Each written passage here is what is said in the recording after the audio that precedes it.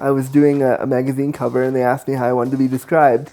And I said, oh, call me deliciously disabled. And then that kind of went viral. There's a little hashtag, and I played with that for a little bit. And then a few months later, Stella approached me and said, we want to put together a sex party for people with disabilities. Would you want to join? And I was like, oh my God, this is amazing, yes. I kept seeing his stuff pop up online, and I thought that what he was doing was really interesting and that we could partner together for this particular event. And when we started working on it, we realized how complementary our work was and how we could sort of join forces. Yeah, there's so much stigma around sex and disability. There's just a lot of fear around it, and I think it's based around a lack of exposure and a lack of positive role models to see people with disabilities owning their sexuality and owning their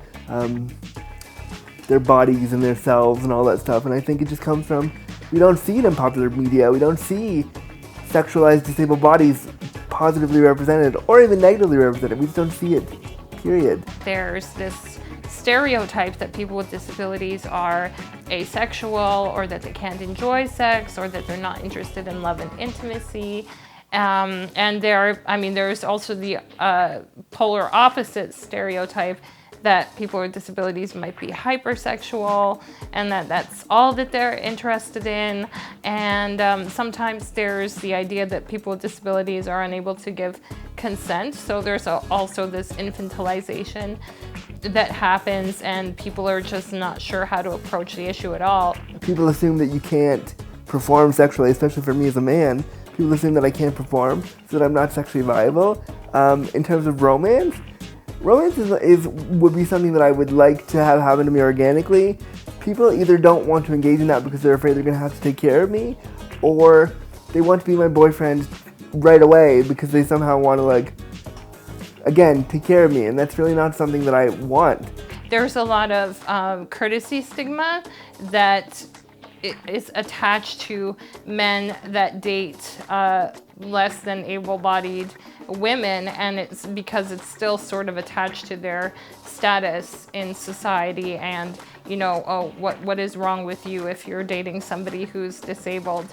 And peers and parents can have a big influence on that as well, sort of not wanting to see you with anyone who's less than perfect or ideal. I'm afraid of rejection all the time, so sometimes I don't go out and I don't put myself out there as much as I'd like to, because I think, well, what's the point? I'm going to get rejected. People are afraid that I'm going to be too clingy if they engage with me, which is sometimes true, because I want that connection so much. And social barriers is again, just lack of exposure.